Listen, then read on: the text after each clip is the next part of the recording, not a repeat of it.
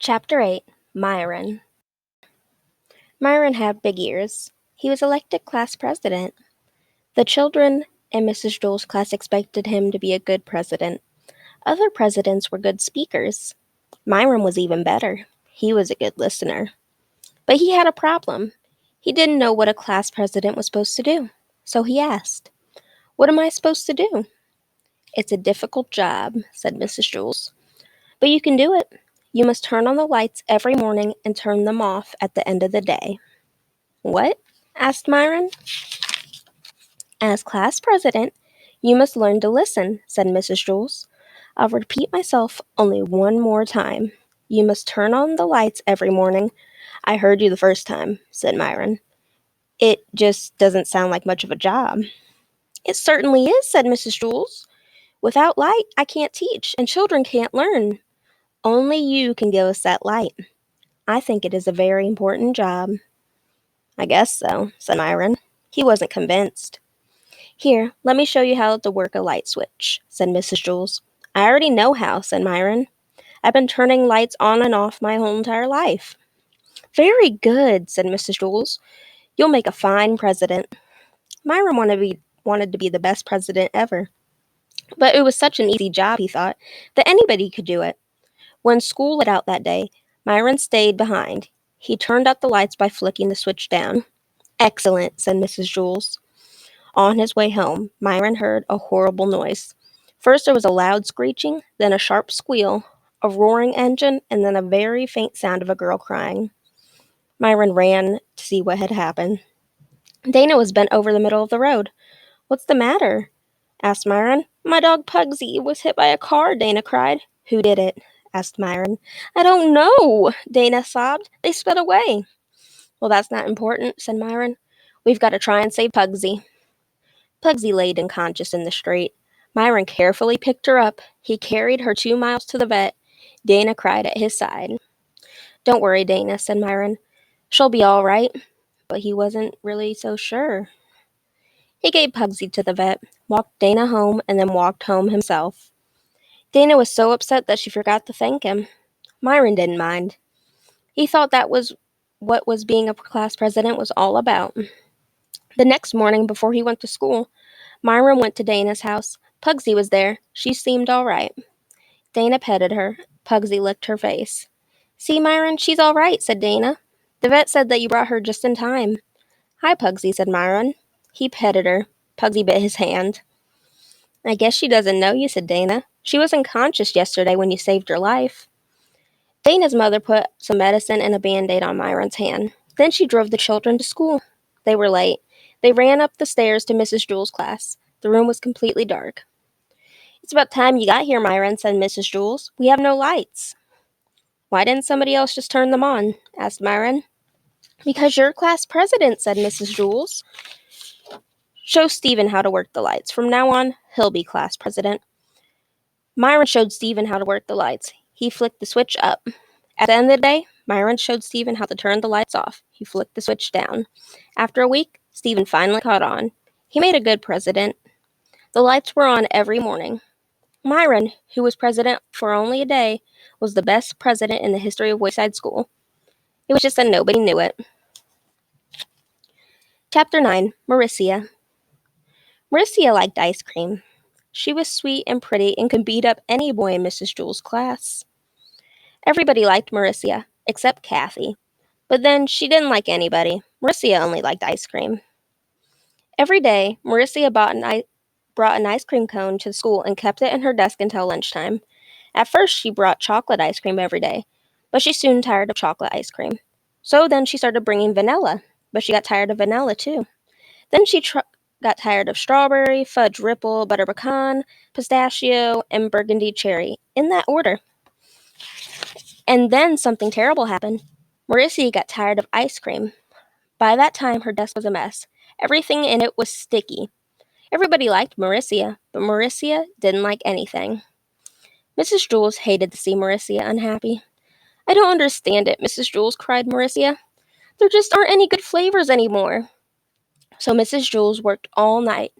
The next day, she brought in a new flavor of ice cream for Mauricia.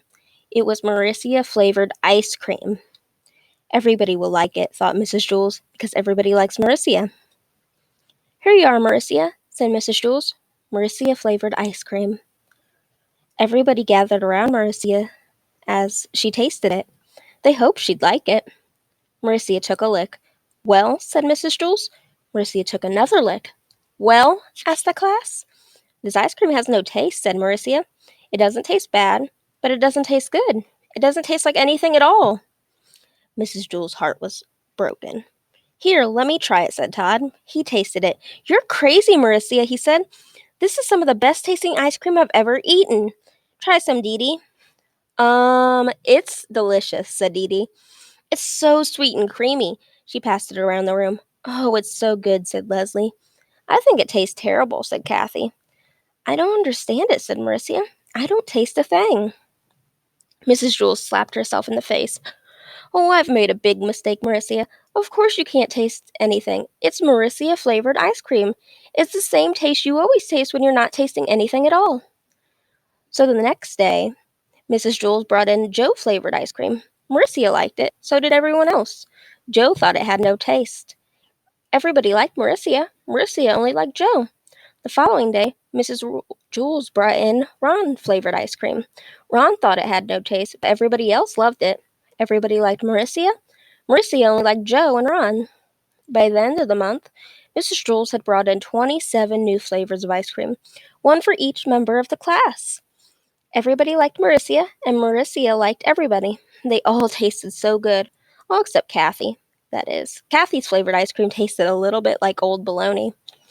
Everybody still agreed that Marcia-flavored ice cream was the best, except Marcia. She liked Todd ice cream the best. This turned out to be a problem. Once in a while, Marcia would try to take a bite of Todd's arm in order to get that very special flavor.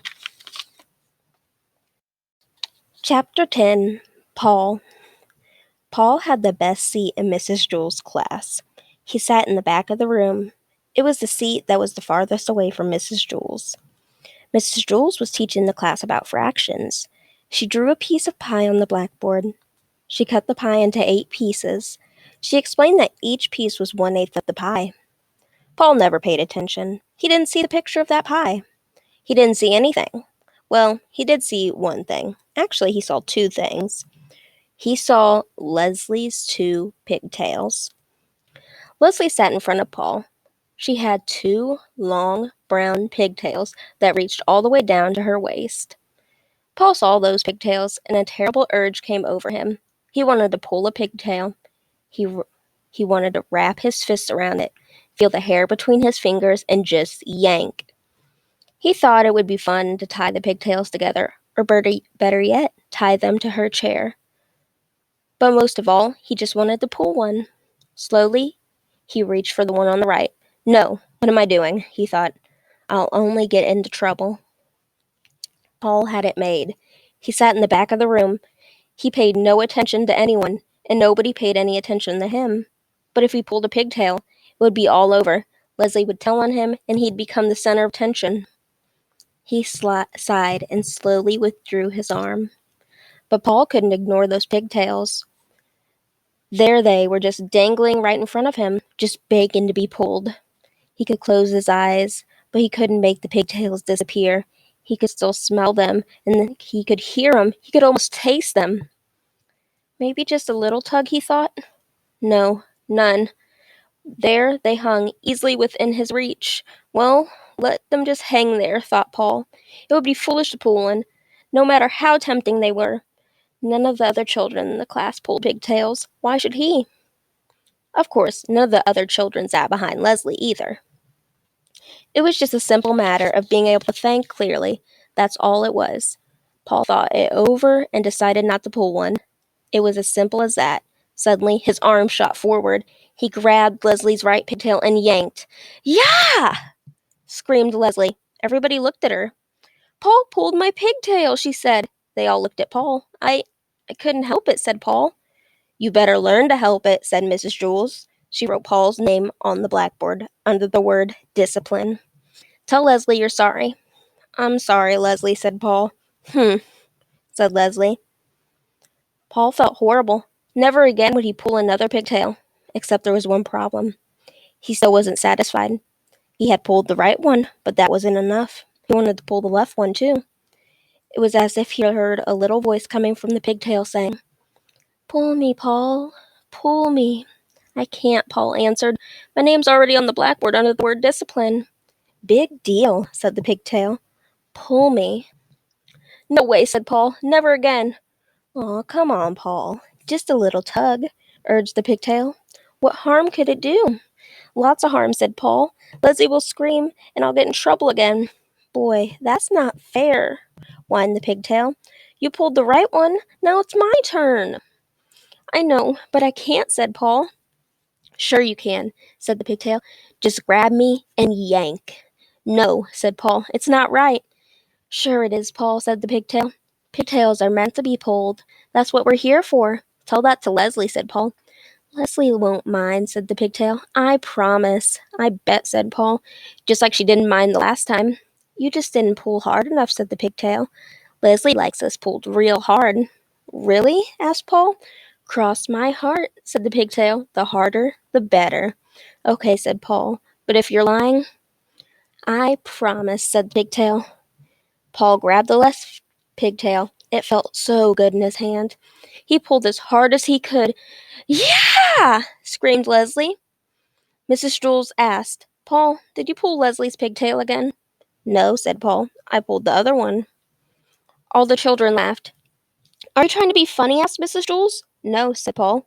"I was trying to be fair. I couldn't pull one and not the other." The children laughed again. "Pigtails are meant to be pulled," Paul concluded. Mrs. Jules put a check next to Paul's name on the blackboard under the word discipline. But at last, Paul was satisfied. True, his name was on the blackboard with a check next to it. But that really didn't matter. All he had wanted to do was stay out of trouble the rest of the day, and his name would be erased. It was easy to stay out of trouble when you have the best seat in class. In fact, Paul could do this every day. He could pull Leslie's pigtail twice and then stay out of trouble for the rest of the day. There was nothing else Leslie could do about it. Suddenly, out of nowhere, Leslie screamed, "Yeah!" Mrs. Jules circled Paul's name and sent him home early on the kindergarten bus. Nobody would believe that he hadn't pulled Leslie's pigtail again. Chapter 11. Dana. Dana had 4 beautiful eyes. She wore glasses, but her eyes were so beautiful that the glasses only made her prettier. With 2 eyes, she was pretty. With 4 eyes, she was beautiful. With 6 eyes, she would have been even more beautiful. And if she had 100 eyes all over her face and her arms and her feet, why, she would have been the most beautiful creature in the world. But poor Dana wasn't covered from head to foot with beautiful eyes. She was covered with mosquito bites. Mrs. Jules picked up her yardstick and said, "Now it's time for arithmetic." "Oh no, Mrs. Jules," said Dana. "I can't do arithmetic. I have itches all over. I can't concentrate." "But we have to do all kinds of arithmetic," said Mrs. Jules. "Addition without carrying, addition with carrying, a carrying without addition." "I don't care," cried Dana. "We have to," said Mrs. Jules. "Addition without carrying. Now stop carrying on." Dana whined. "I can't, Mrs. Jules. I itch too much." "And I'm too thirsty," said DJ. "And I'm too tired," said Ron. "And I'm too hungry," said Terrence. "And I'm too stupid," said Todd. Mrs. Jules hit her desk with her yardstick. Everybody stopped talking. Mrs. Jules said, "We are going to have arithmetic now. I don't want to hear another thing about it." "But Mrs. Jules, I really do itch. I can't do arithmetic," Dana whined. "No," said Mrs. Jules. "Arithmetic is the best known cure for an itch. How many mosquito bites do you have?" "I don't know," said Dana. "Over 100? First I try scratching one, but then another one starts to itch. So I scratch that one, and that one stops, and another one starts. And so I scratch that one, and the itch moves down to another. Then it goes back to the first one. The itch never stays in the same place. I just can't scratch them all." "What you need is a good, strong dose of arithmetic," said Mrs. Jules. "I'd rather have some calamine lotion," said Dana. "Remember, Dana," said Mrs. Jules, "mosquito bites itch, not numbers." "So what?" said Dana. Mrs. Jules continued, "We'll just have to turn your mosquito bites into numbers." "I'm a mess," Dana moaned. Mrs. Jules began to turn the mosquito bites into numbers. "How much is 3 mosquito bites plus 3 mosquito bites?" she asked. Rondi raised her hand. "6 mosquito bites," she answered. "How much is 6 mosquito bites minus 2 mosquito bites?" asked Mrs. Jules. "4 mosquito bites," said GJ. How much is 5 mosquito bites times 2? Asked Mrs. Jules. 10 mosquito bites, said Bebe. Very good, said Mrs. Jules.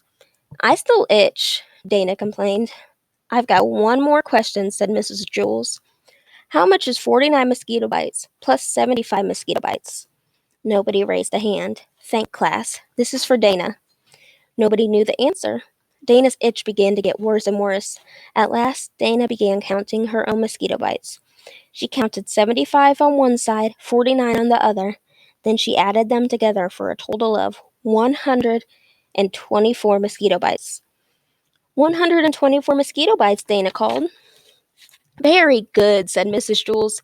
Dana had 124 mosquito bites, and none of them itched anymore. I'm still thirsty, said DJ. Can arithmetic do anything for that? I'm still hungry, said Ron. I'm still stupid, said Todd.